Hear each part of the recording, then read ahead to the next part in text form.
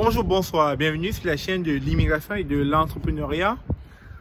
Nous sommes déjà au mois d'automne, il fait assez froid à l'extérieur, d'où la raison pour laquelle je suis en pullover. En passant, ces pullovers sont en vente pour ceux qui sont au Cameroun, pour ceux qui sont au Canada. Ces pullovers sont en vente et à des prix abordables. Alors, je vous parle souvent d'investir au Canada. Et j'aime bien ce site que vous voyez derrière moi.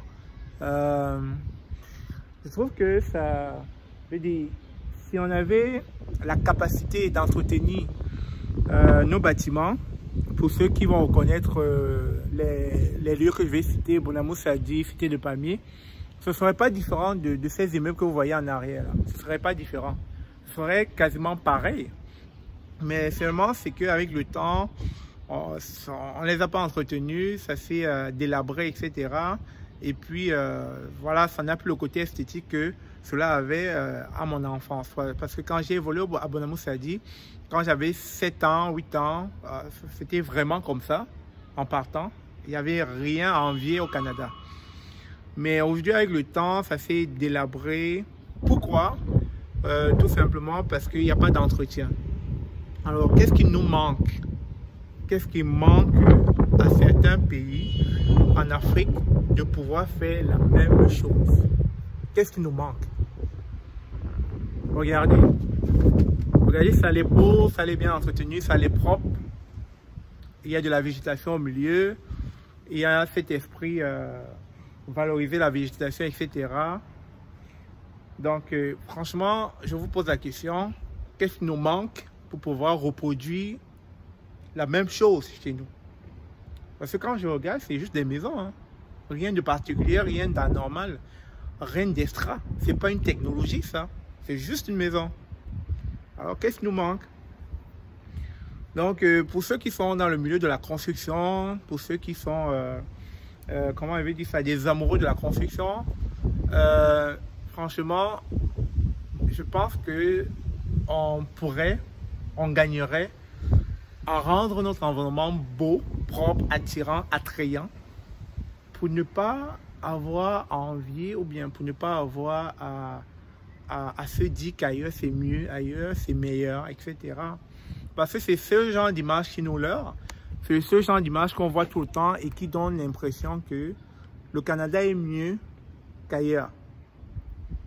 Le Cameroun est mieux, la Côte d'Ivoire est mieux, le Bénin est mieux, le Gabon est mieux, la République démocratique du Congo est mieux. La plupart de nos pays en Afrique sont mieux, mais seulement nous ne faisons rien pour rendre cela agréable à la vue. Et quand vous voyez comme ça, vous vous dites, oh my God, that's beautiful. I would like to be there. J'aimerais immigrer au Canada, j'aimerais vivre au Canada. Je veux aller au Canada parce que c'est ces images-là qu'on me montre. Tout simplement parce qu'ils sont des bons vendeurs. Ils savent vendre leur pays. Ils savent innover dans ce que je vais appeler la médiatisation des sites touristiques de leur pays. Et quand on voit comme ça, d'ailleurs, je ne suis pas le premier à le montrer là, parce que quand je montre, on dit wow, wow, et ils vendent le Canada. Non, je ne suis pas le premier à vanter le Canada. Le Canada se vante depuis des années, la preuve. Pourquoi aujourd'hui beaucoup de gens immigrent vers le Canada? Pourquoi aujourd'hui le Canada est considéré comme le nouvel Eldorado? Parce qu'ils ont su vendre leur pays. Avant, on n'entendait pas parler du Canada. Mais depuis qu'ils ont commencé à faire de la commercialisation de leur pays, les immigrants ont compris que c'est ici le paradis. Le paradis sur terre se trouve ici. Alors, c'est faux, le paradis se trouve pas au Canada. Le paradis se trouve là où on se sent le mieux. Et pour qu'on se sente mieux dans un endroit, il faut le rendre agréable, dans tous les sens du terme. À la vue, au bien-être, bref, qu'on s'y sente bien. Et la raison pour laquelle les gens immigrent, les gens quittent leur pays, c'est justement parce qu'ils s'en sont arrivés à un point où ils ne se sentent plus bien dans leur pays. Ils se sentent plus bien là où ils vivent. Et lorsqu'on leur vend ce rêve, cette commercialisation, ce milieu de vie où tout allait agréable, où tout allait, je précise encore bien, où tout a l'air agréable, on a toujours tendance à croire que c'est mieux ici. Mais une fois qu'on est ici, on se rend compte qu'il y a des réalités différentes, des réalités différentes de ce qu'on vivait dans notre pays d'origine. Et parfois même plus difficiles de ce que nous vivions dans notre pays d'origine. Mais il va falloir s'accommoder, il va falloir s'acclimater, il va falloir faire avec. Donc c'est ça en fait. Vous allez voir, l'architecture est beau, l'architecture est agréable, sympathique aux yeux. Quand on regarde ça d'emblée, là, on veut être ici. On veut déménager pour ici. Donc, chers amis, je voulais vous partager ce ressenti, une fois de plus, ce partage en ce mois d'octobre, fin octobre, où il fait déjà froid, où tout le monde doit s'habiller en plus en attendant l'hiver canadien, l'hiver rude, une autre réalité qu'on ne vit pas en Afrique. Et très bientôt, tout ce paysage ne sera plus beau du tout à voir, parce que quand le blanc va commencer à tomber à gauche, à droite, vous ne verrez plus de gazon vert, vous ne verrez plus cette belle architecture, tout sera blanc, recouvert de neige, blanc, etc.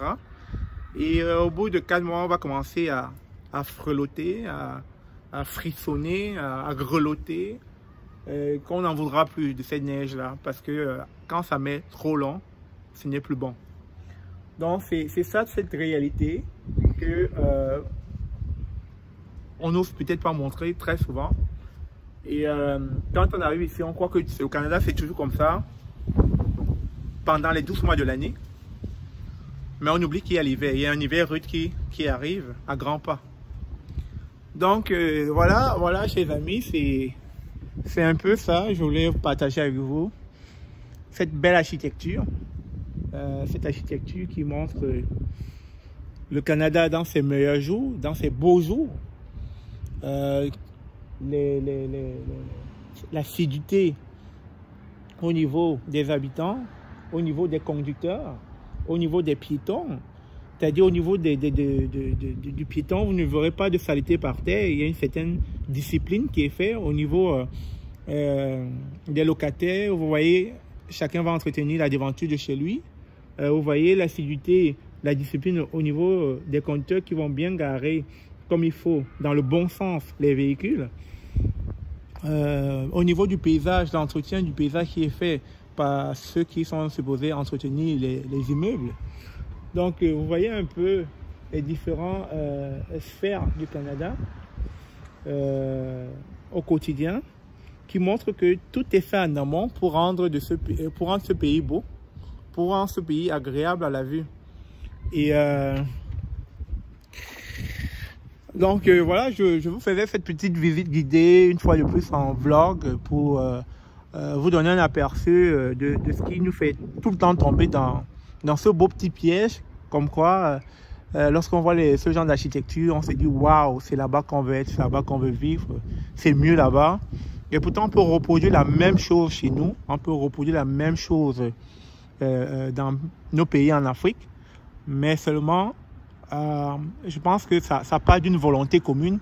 Tout le monde doit mettre la main à la pâte, tout le monde, pour que notre environnement devienne comme ça.